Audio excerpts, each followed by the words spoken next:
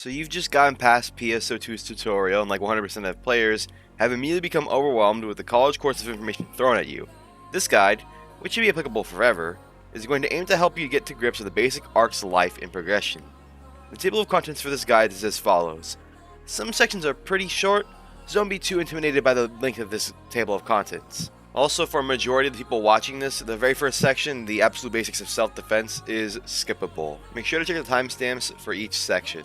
I'll put them at the start of each one, so you can skip past sections you already think you know, or that you know that you know. Let's begin with the absolute basics of self-defense, which will go over some tips the initial tutorial doesn't emphasize enough. The big bar at the bottom of your screen is your sub-palette, which can be scrolled through with the G and H keys. This is where you'll put things you don't want to go through various pause menus to activate, such as your skills related to your class or your mag, which we'll go over later, and your items. Using your scroll wheel brings up the weapon palette. You're given 6 of these, which means 6 weapons. Alongside that, each weapon palette can have 3 photon arts, your right click attacks, for each individual hit of your 3-hit combo. The sub-palettes can be swapped by bringing up the weapon palette swapping menu by hitting the scroll wheel, or scrolling with the scroll wheel, and then pressing G or H. This brings up the sub-palette swapping menu, which you have 3 sub-palettes to swap through, for people who really need a lot of hotkeys. When you press the X button, you do a little dash. It makes you do a quick dodge maneuver, and during this, you have a very small period of invincibility. Some classes have longer ones, and some other ones have quick short dashes. The shift button does different things at different classes that may initially seem kind of useless, but make sense as you learn skills related to classes. I highly recommend giving practice quests a go for this point, because in those quests, they often give you a chance to see what the shift key will do once you unlock the skill associated with the shift key. They're like a tutorial for every class. Also, press N and M to mess with the map. When you arrive in ARKS, you'll start in the command center. The facilities here are the quest counters, the class counter, and the medical bay. Next to the gate are also 2 clerk stations. The quest counters are slightly different from each other, besides the quest clerks who are exactly the same. The Western quest counter has the ARKS League officer and the Daily Order officer.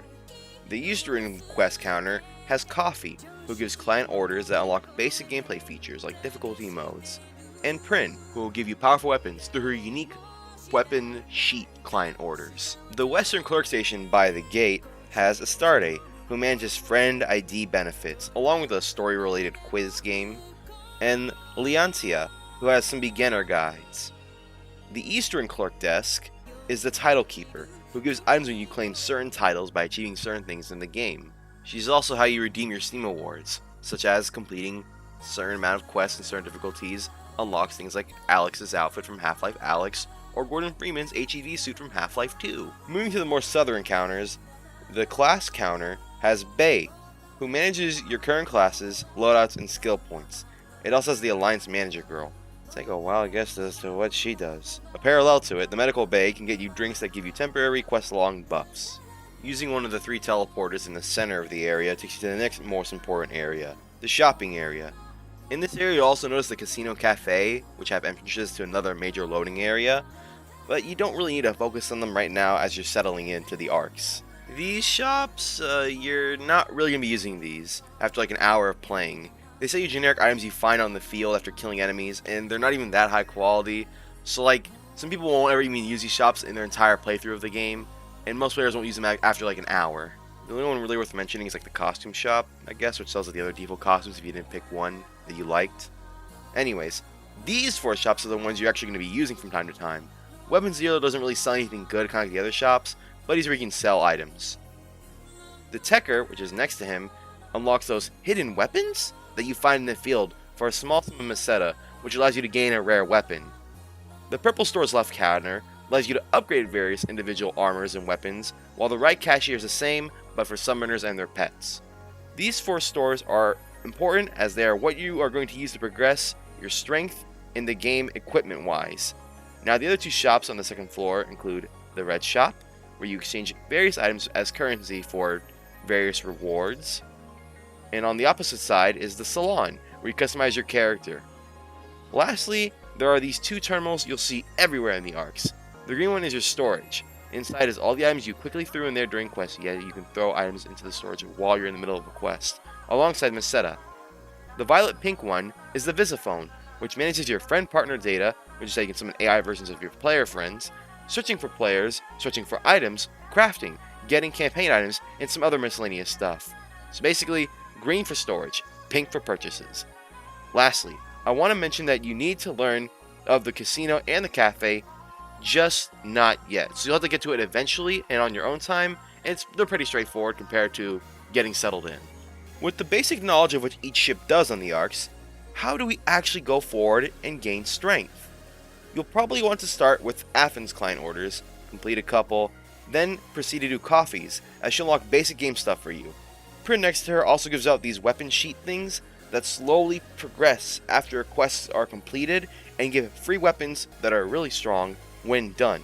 So grab up the 3 weapons, since they all three can be activated at once. All 3 weapon quests, as we'll call them.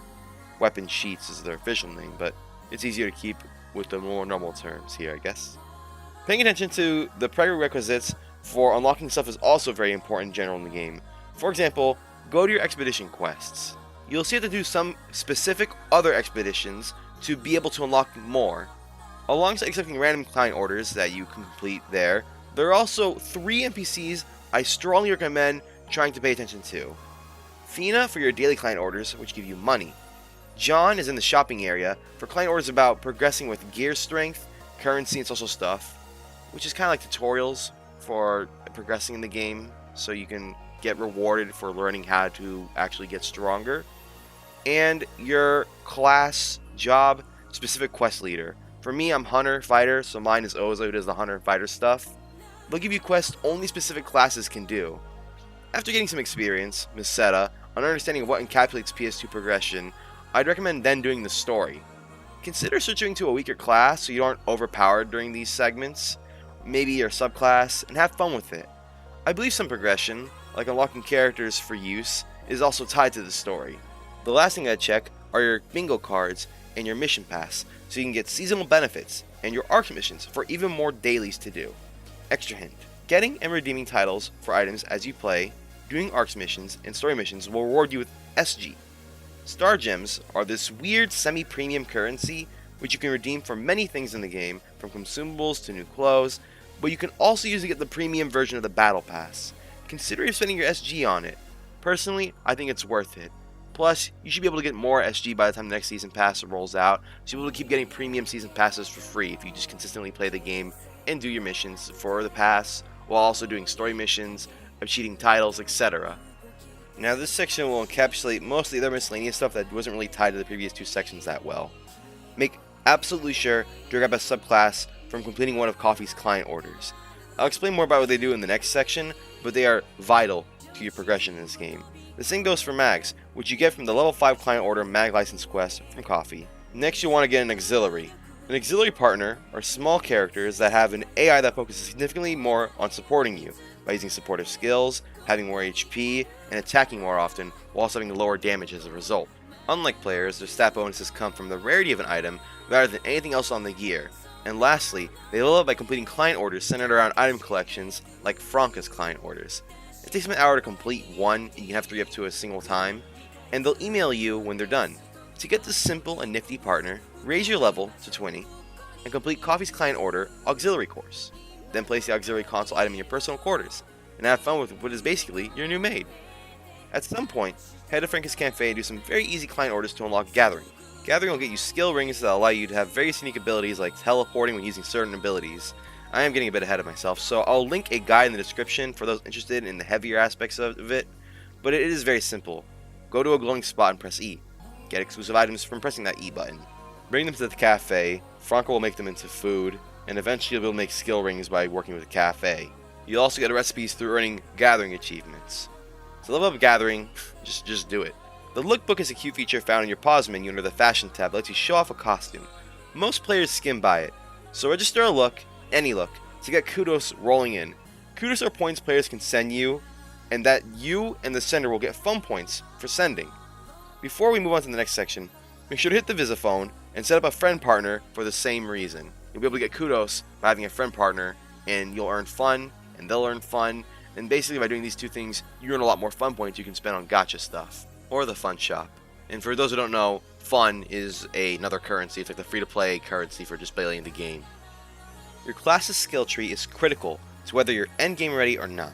There's many guides on the internet for this. However, I cannot link any as they'll be outdated by the time you watch this video, and also there's many different classes. So instead, I'll tell you general skills every class benefits from. Anything that flat increases your attack power is a great investment. The same applies for critical bonuses. Melee characters benefit heavily from the double jump as it allows for faster repositioning for dealing with larger enemies. And sometimes it's necessary to reach those weak points on those larger enemies because they can't reach up there without double jumping.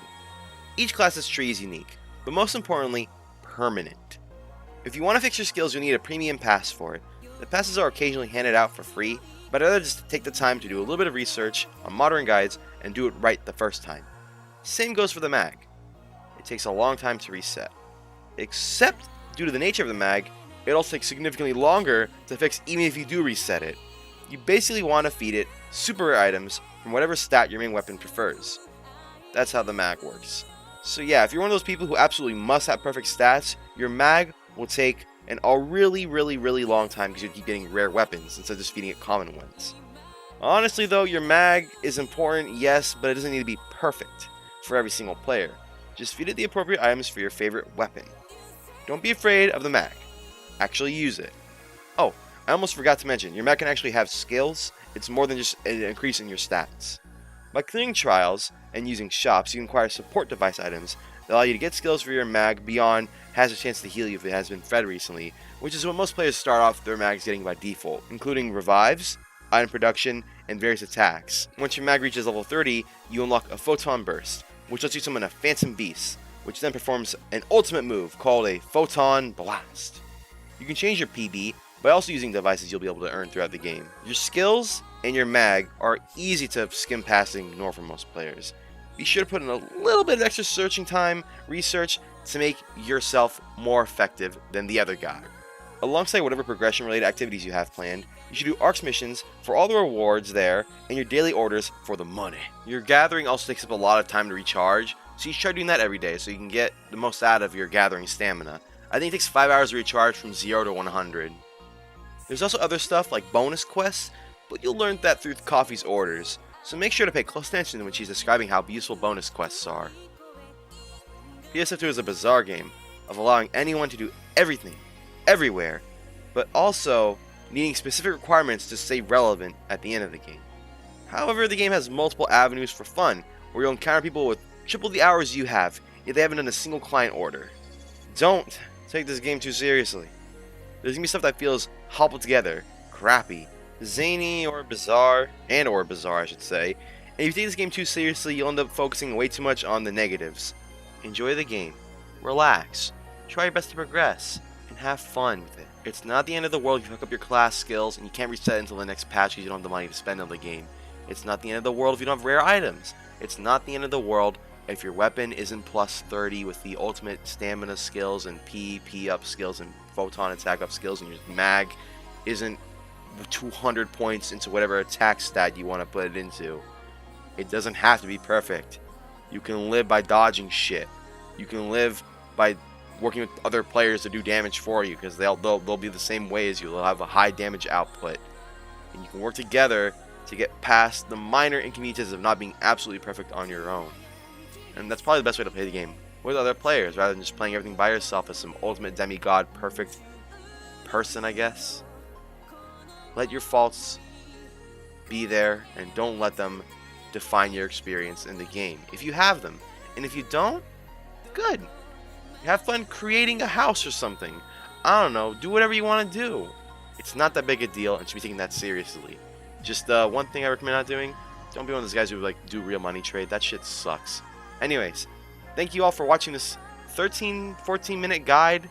I thought it would take a lot less long than it did, but unfortunately PS2 has a lot to describe, and I hope that this guide helps you get settled in for those first couple hours when you're like, whoa, what the fuck is going on? There is too much information. I can't understand anything that's happening in this game. I will see you hopefully next time. I might do another PSO2 video, and even if I don't, I hope that you have a great day, and that I gotta think of something to say. Whoever you subscribe to next is your favorite YouTuber. I'll see y'all next time. Bye bye.